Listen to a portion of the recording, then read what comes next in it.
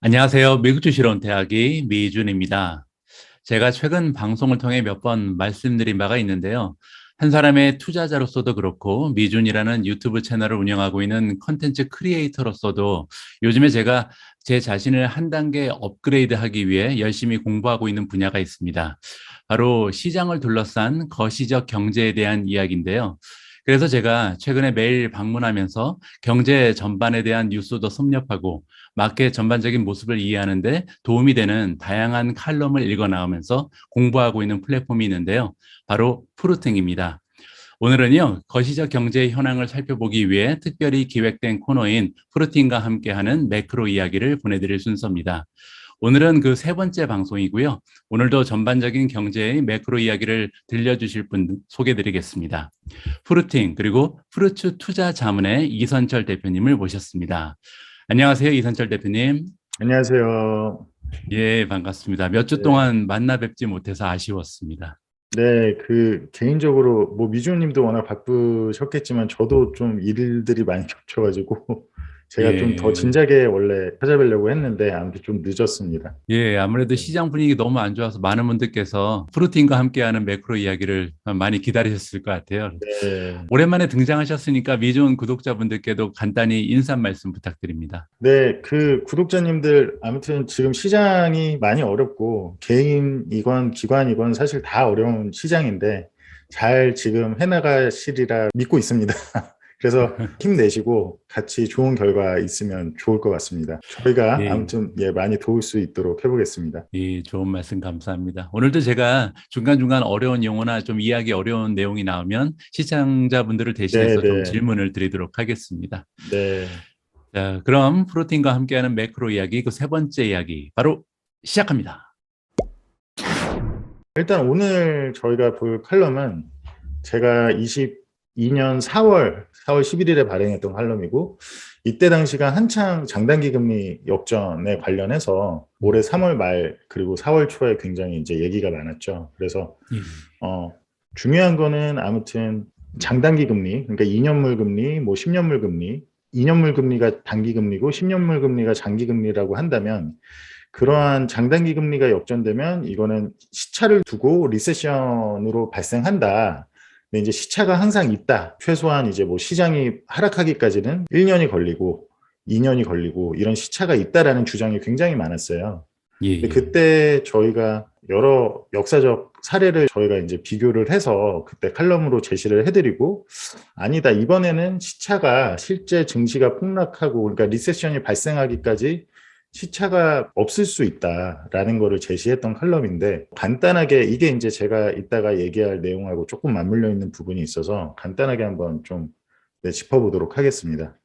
뭐 예, 좀 약간 뉴스 읽어주는 남자식으로 한번 진행을 해보도록 하겠습니다. 예, 저도 예. 잘할지 좋, 모르겠는데, 예. 좋습니다. 현재 시장에서 가장 화두가 되는 것은 무엇일까?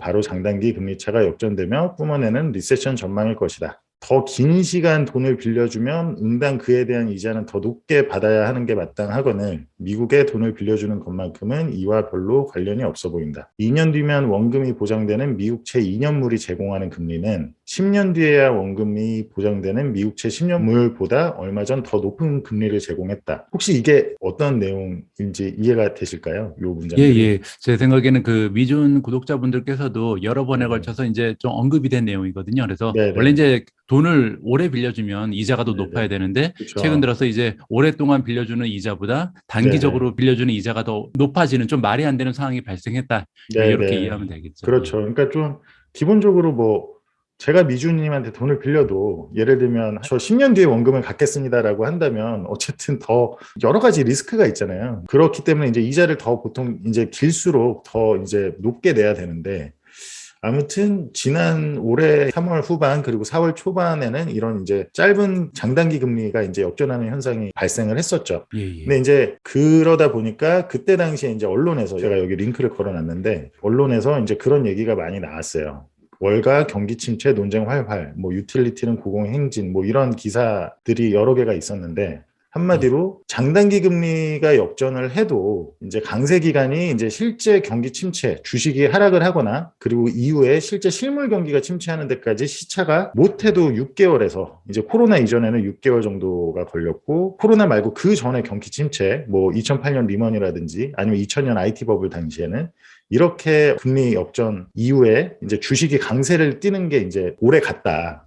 한마디로 뭐 당시에 S&P 500은 34%가 상승을 했었고 1988년에는 예. 그리고 98년에는 39%가 상승을 했고 22개월 동안 예. 그러니까 이게 막상 실제 리세션이 올 것 같고 경기가 침체한다고 하더라도 아무튼 이 정도 상승할 것 같으면 사실 주식시장에서 그냥 빠져나오는 게 정답이냐 그것도 생각을 해봐야 될 문제잖아요. 예. 예. 이제 이런 실제로 시차가 있다. 어쨌든 리세션 발생까지 그리고 주가가 하락하기까지 시차가 있고 오히려 더 크게 상승하더라. 거의 뭐 3, 40%가 더 상승을 했다.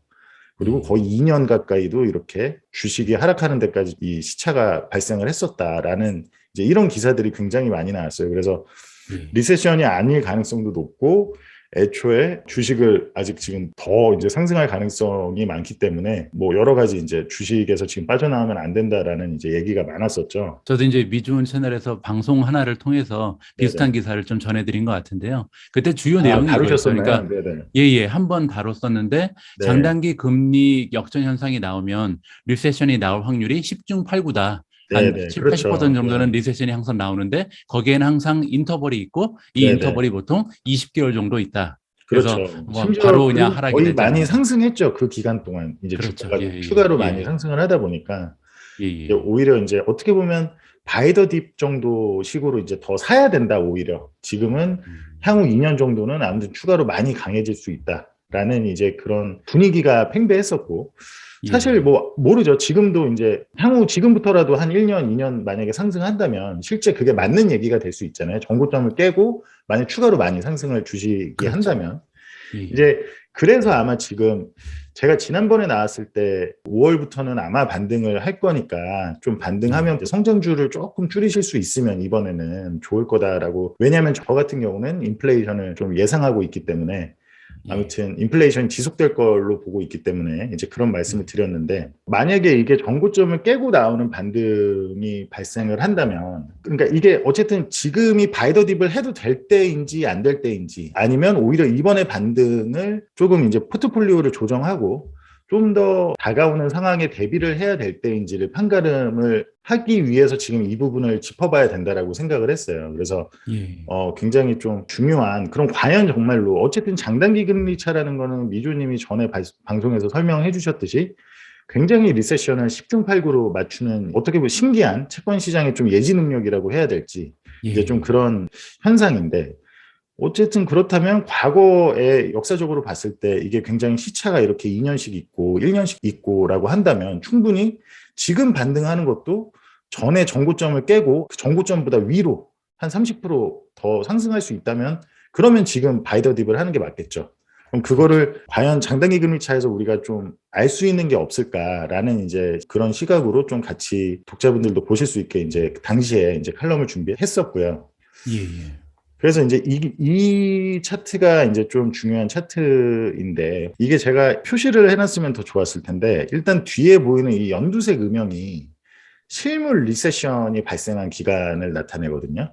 그래서 예예. 1987년부터 지금 현재 그 2022년 당시 예. 4월까지를 나타낸 이 검정색 선은 이제 미국 증시 S&P 500이고 그리고 요 이제 캔들로 이렇게 위아래로 왔다 갔다 하는 게 2년물과 10년물의 이제 금리 차, 그 장단기 금리 차가 어땠는지를 이제 보여주는 차트인데 보시면 여기 제 마우스 커서 보이는 여기 잘 보이시면 여기가 이제 0%예요. 그렇죠. 예. 예, 오래 기간 하는 거라 월봉으로 보다 보니까 이게 아주 잠깐 이번에 잠깐만 마이너스 된 것 같지만 아시겠지만 당시 그래도 꽤 한 마이너스에 한 일주 좀 넘게 이렇게 머물러 있었죠. 근데 예예. 이 부분이 이제 이번에 마이너스가 됐다는 거죠. 이번 이제 장단기 금리 역전이 여기 꼬리 부분 여기서 이렇게 발생했다라는 건데 요때 쓸 때만 해도 이렇게 발생했다가 조금 정상화됐던 그런 상황이었고 이제 요때가 이제 팬데믹 당시인데 요 아주 얇은 리세션 아주 짧았죠. 역사상 제일 짧은 좀 침체 기간이었는데 최소 요때도 아무튼 6개월 한 7개월 전에 요렇게 좀 나타났었어요. 짧게, 맞습니다. 이때도 아주 짧게 나타났었죠. 마이너스 이 예, 구간이, 장단기 예, 역전이.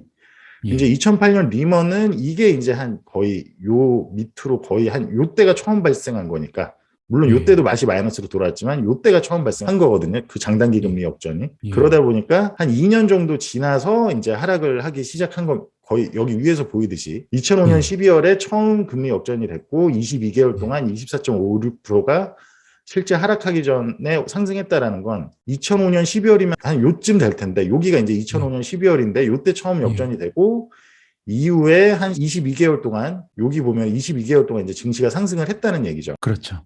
예, 예. 그리고는 이제 하락을 했으니 어쨌든 이 정도가 거의 한 뭐 30%, 20, 30%의 상승이면 이거를 이만큼 하락한다고 해서 그냥 시장에서 빠져나오는 게 맞을까, 이제 이런 또 고민을 할 수가 있고, 2000년도 마찬가지입니다. 2000년도 1998년 5월 요게 처음 마이너스가 된 거예요. 물론 이후에 더 크게 마이너스가 됐지만 요때 예, 처음 마이너스가 되고 1998년에 검정색 선을 보시면 증시로는 거의 한 요쯤이죠. 여기서부터 한 34%가 예, 올랐는데, 그리고 여기서부터 여기까지 많이 올랐죠. 여기 보이듯이 40%네요. 39.62% 예, 예, 98년 5월부터 예, 2년 안 예, 되는 기간 동안 거의 40%가 올랐으니까. 그리고 예, 나서 이제 S&P 500이 이제 많이 하락을 했지만, 물론 장기 투자자라면은 그래도 빠져나오는 게 좋을 수 있는데 그래도 이거를 그냥 좀 넘어가기에는 좀 애매할 수 있잖아요. 마지막으로 이제 이 예, 부분이 이제 1990년 일본 버블 붕괴 전에 나타났던 미국의 장단기 금리 역전인데, 이때도 1988년 5월에 처음 나타나서 한 19개월 정도 장단기 금리가 역전이 되고도 주가가 많이 상승하다가, 그리고 90년 7월부터 경기 침체가 왔다. 근데 이때는 미국보다는 이제 일본이 많이 안 좋았죠. 그래서 미국은 그렇게 주가에 큰 타격은 없었는데, 어쨌든 예, 이 부분에서 처음 금리가 역전이 됐고, 그래서 주가가 이렇게 상승하다가 여기서 이제 미국은 뭐 그렇게 큰 타격은 없었습니다. 90년대에는. 다만 예, 일본에서 이제 큰 일이 그때 일어났었고, 어쨌든 여기서 저희가 지난 한 30년 정도를 돌이켜 보면 그 안에 리세션들을 보면은 분명히 이게 시차가 있구나. 언론에서 하는 말처럼 시차가 있고, 제가 어떤 기술적인 여러 시그널을 보고 지난 방송에서도 좀 반등할 거고 3분기 정도는 반등할 건데, 다만 정고점을 깨는 반등은 아닐 것 같다고 말씀을 드렸었어요. 그래서 예, 상승을 하면 좀, 웬만하면 인플레이션 구간에선 성장주가 매우 안 좋을 수 있기 때문에 조금 성장주 좀 매출이 막 빅테크는 또 다를 수 있지만, 어쨌든 밸류에이션이 너무 고평가되어 있는 것들은 조금 포트폴리오를 조정하시는 것도 좋겠다라고 말씀을 드렸는데, 근데 이 장단기 금리 역전만 보면 항상 다 이렇게 정고점을 깨는 상승이 나왔는데 왜 그렇게 생각하지 않고 한마디로 베어마켓 랠리라고 이제 저희는 보고 있는 거잖아요. 그러니까 왜 예, 그럴까, 이제 그런 부분을 좀 요 장단기 금리 역전 시각에서 한번 좀 확인하고 있는 예, 건데, 하나 더 이제 제일 유명한, 저희한테 지난 100년, 200년 중에 제일 유명했던 이제 리세션 아니면 디프레션은 언제라고 생각하시나요? 대공황이겠죠. 그렇죠. 1929년에 이제 예, 대공황이, 그러니까 리세션하고 디프레션은 또 다른데, 이제 디프레션은 정말 뭐 지하실까지 뚫고 들어간다, 뭐 이렇게 예, 말할 정도로 정말 가장 극심한 대공황 사례인데, 예, 대공황 때 이제 그 커브 역전은 좀 찾기가 힘들었어요. 그러다가 서치를 해서 찾아봤는데 대공황 사례는 어땠나 하고 이제 보니까 이때도 명확하게 실제 주가 하락은 29년 말부터 이제 시작을 했는데, 여기서 보면은 이제 28년 되기 전에 한 27년 거의 말쯤에 이제 여기가 0이니까, 요 검정선이 0이니까 한 예, 실제 주가 하락이 일어나기 거의 한 뭐 2년 정도 전, 뭐 아니면 1년하고 한 10개월 정도 전부터 이제 커브 역전이 시작이 된 거죠. 이때도 커브 예, 역전이 시작이 되고, 여기서도 이제 깊게 커브가 역전이 되고, 실제 주가가 하락하기 시작한 29년 말 한 10월 정도 될 것 같은데요. 이때가 예, 29년 10월 정도부터는 이제 오히려 커브가 정상화되면서, 그러면서 이제 주가가 하락이 됐죠. 보통 요 음, 부분은 이따가도 말씀을 드릴 건데, 장단기 금리 역전은 시그널이지 실제 주가가 폭락하고 리세션이 발생하는 동안에는 보통 커브가 정상화되면서 일어납니다.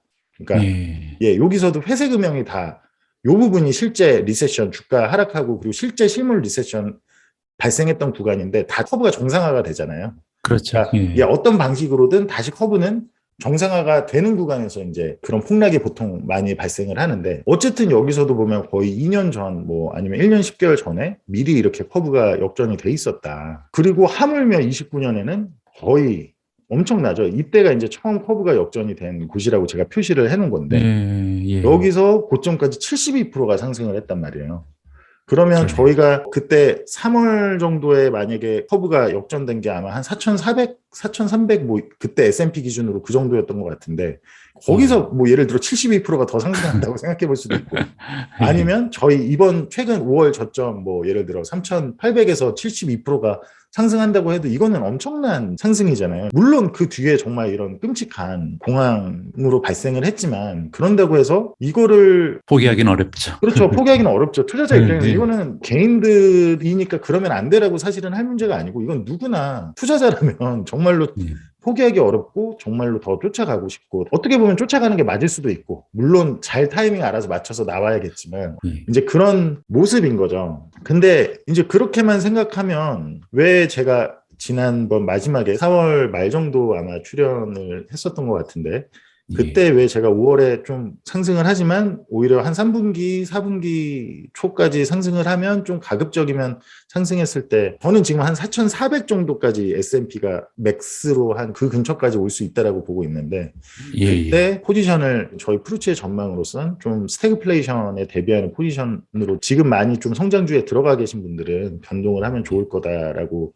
말씀을 드렸냐면 위에 사실 리세션이나 구간들은 사실 지금하고 제일 매크로적으로 유사한 시기인 1970년대를 감안하지 않았어요. 그러니까 70년대는 없었죠. 가만 보시면 1990년 일본 버블부터 지금까지 그리고 아까 대공황 29년의 대공황 사례를 보여드렸는데 70년대 사례는 없었죠. 그러니까 저 예, 예. 차트 구조로는 저도 사실은 저기서는 보기가 좀 어려워서 따로 이제 검색을 해서 제시를 해드렸는데 그럼 70년대를 일단 보도록 하겠습니다. 다만 70년대 보기 전에 뭐 이 차트가 나왔으니 잠깐 보자면 이 설명을 해요. 아까 말씀드린 어쨌든 실제 주가 폭락이나 이제 이런 리세션은 여기서 보시는 것처럼 마우스 결대로만 따라서 보시면 보시는 것처럼 이게 풀리는 정상화되는 구간에서 일어난다. 요 보이시죠? 요 캔들이 이렇게 다 위로 상승하죠. 예, 예. 여기가 0인데 이게 다 정상화되면서 일어난다. 그러니까 결국엔 음. 주가 폭락은 아무튼 정상화되면서 일어나는데 그 부분은 참고를 하셔야 된다. 그러니까 뭐 예를 들어 주가가 하락할 때는 계속 커브가 역전해 있고 이런 건 아니라는 거를 설명드리기 위한 차트였고요. 윗부분 같은 경우는. 예.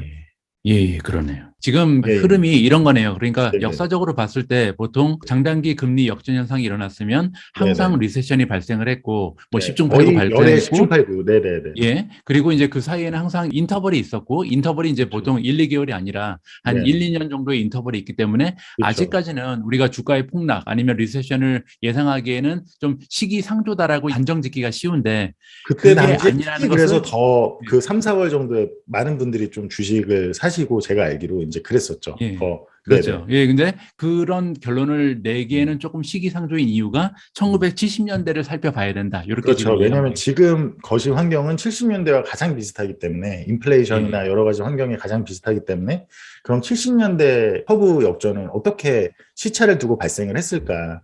예, 70년대를 제외하고는 모든 리세션 구간에선 커브가 역전이 되면 타임 인터벌이 한 2년 정도 있을 뿐만 아니라 그 2년 동안 증시가 많이 상승했기 때문에 진지한 투자자라면 이거를 뭐 10중8구 리세션이 올 수도 있을 것 같으니까 라는 마음으로 떨어져 있기가 힘들잖아요. 힘들고 예, 사실 뭐 그게 어떻게 보면 그 수익을 쫓아가는 게 맞을 수도 있고 저는 그러진 않지만 아무튼 그 투자에는 정답이 없다라고 생각을 하기 때문에 좀 수익을 추구할 수도 있는 거죠. 그리고 예, 자기가 알아서 봐서 좀 타이밍 좋게 마지막 수익률까지 먹는다라고 생각을 할 수도 있기 때문에 투자자 입장에서 다만 이제 70년대를 보면 처음 커브 역전이 된 게 68년 12월, 73년 2월, 78년 9월 그리고 이제 80년 8월입니다. 이게 많이 이제 어떻게 나왔네요. 보면 전통적인 인플레이션이 계속 오래 유지됐던 구간이 이제 73년부터 예, 80년 8월까지인데 이 68년 요 부분에도 사실은 인플레이션이 누적되는 매크로 환경들이 계속 있었어요. 그러다 이제 본격적으로 인플레이션이 터지기 시작한 게 73년부터 터지기 시작했고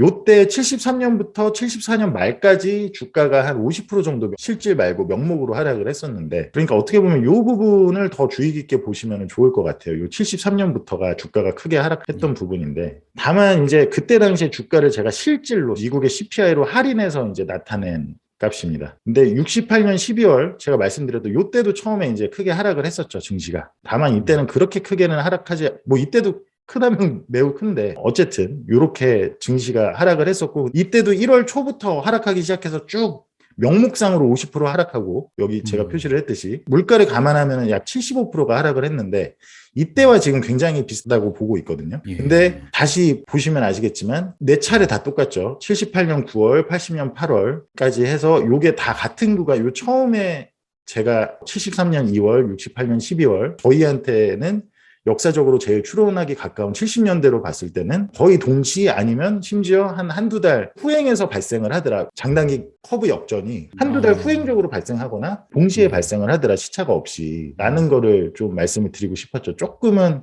어두운 얘기일 수 있긴 한데 이게 여기서도 지금 보면 사실 5월에 이렇게 하락하고 5월부터 한 10월까지는 이게 지금 실질로 보여서 그런데 명목으로 보자면 이때 고점 대비로 한 10% 하락하는 지점까지는 올라가요. 그 안에서 계속 횡보를 하는데 그리고 다시 10월 말이나 11월 초부터 급하게 하락을 명목으로도 하기 시작하거든요. 그래서 이제 이게 왜 이런 현상이 발생하냐면 당연히 인플레이션이 많이 높다라는 건 미래의 현금 흐름을 현재 가치로 프레젠트 밸류로 했을 때 이게 굉장히 높아지는 경향이 있기 때문에 시장 금리를 건드리게 되잖아요. 일단 인플레이션이 높아지면 기준금리를 올릴 거야라는 생각도 하게 되고 그러니까 단기물이 더 많이 올라가고 뭐 장기물은 그럼 나중에 침체를 하겠네라는 생각으로 이제 커브 역전이 종종 많이 발생을 하는데 그러다 뭐 왜 이게 이때는 이렇게 달랐는지까지는 저도 추론만 할 뿐이지 명확한 제가 해답까지는 제시할 수는 없겠으나 어쨌든 염두에 두셔야 될 거는 가장 지금하고 매크로 상황이 비슷했던 70년대는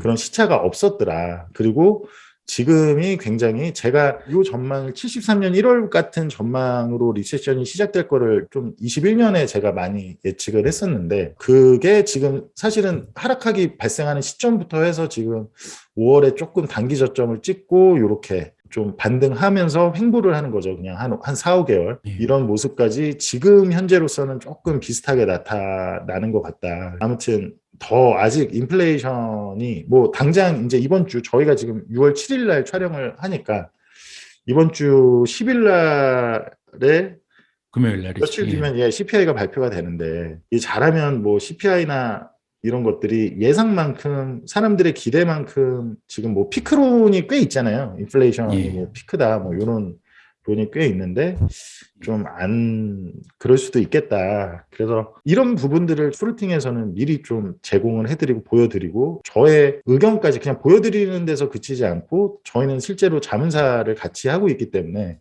진짜로 좀 명확한 의견과 방향 제시까지 하는 편이고 물론 틀릴 수 있다라는 건 항상 전제로 깔고 그리고 저희처럼 좀 소신 있게 이렇게 좀 어떤 방향성에 대해서 맞든 틀리든 얘기하실 분들 대신 진짜로 좀 실력 있으신 분들을 같이 모아서 이제 좀 하는 편이라 그렇게 아무튼 생각을 하시면 될 것 같습니다. 제가 이 부분을 어쨌든 지금 보여드리는 게 어쨌든 한 최소 3분기 그리고 아니면 4분기 초까지는 상승을 할 걸로 봐서 물론 정고점을 넘는 상승은 아닐 걸로 보고 지난번 촬영에서 말씀드렸듯이 만약에 근데 제가 맞다면 한 3분기 말이나 여러 가지 지금 상황으로 봤을 때 그리고 인플레이션 피크론이 조금 잘못됐을 수 있다라는 게 많이 보이거든요. 그 부분을 제가 다음 저희 PPT에서 바로 이제 설명을 드릴 건데 아무튼 그렇게 잘 하시면 좋을 것 같다. 대비를 하셔라. 어차피 이번 기회에 라고 해도 그 말씀을 드리고 싶었습니다.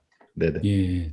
그러면 제가 이제 좀 정리를 해보면 이번에 이제 PPP로 들어가기 전에 네네. 오늘 문제 제기가 된 부분은 이렇게 정리를 하면 될 것 같습니다. 네네. 지난 과거의 모습을 봤을 때 장단기 금리 역전 현상이 일어나고 나서 항상 이제 10중 8구 리세션이 발생을 했었고 그 사이에 이제 한 인터벌이 20개월, 24개월씩 가면서 그 사이에는 이제 주가가 한 20, 30% 정도 올라갈 수 있는 상승장이 펼쳐지는 게 이제 보통의 모습이었죠. 그렇죠. 많으면 막 70%, 80%까지도 올라갔고 그 29년 그렇죠. 대공황 때는. 네네. 예. 그런데 이제 여기에 예외가 되는 기간이 있는데 그게 이제 1973년부터 1980년까지인데 네, 문제는 70년대. 네네. 예, 이때는 주가가 바로 장단기 아무런, 금리 역전 네, 현상과 시차가- 한꺼번에 같이 네네. 동시다발적으로 일어났다는 거죠. 네네. 그리고 이제 그렇죠. 문제는 네네. 이때는 주가가 50%나 명목상으로 떨어졌고요. 명목상으로도 50%인데 그때 물가가 워낙 높게 이제 발생할 때라 실질로는 75%가 빠졌었죠. 74년 그런데 이제 말까지. 네네. 여기서 이제 제가 한 가지 이제 음. 궁금해지는 점이 생기는데 네네. 그 점이 방금 전에 그 말씀하실 때 지금과 가장 매크로가 유사한 때가 1970년이기 때문에 오히려 네네. 다른 시기보다는 1970년 쪽으로 펼쳐질 가능성이 높다라고 지금 보시는 거잖아요, 대표님은. 네네네. 그러면 그렇게 되기 위해서는 사실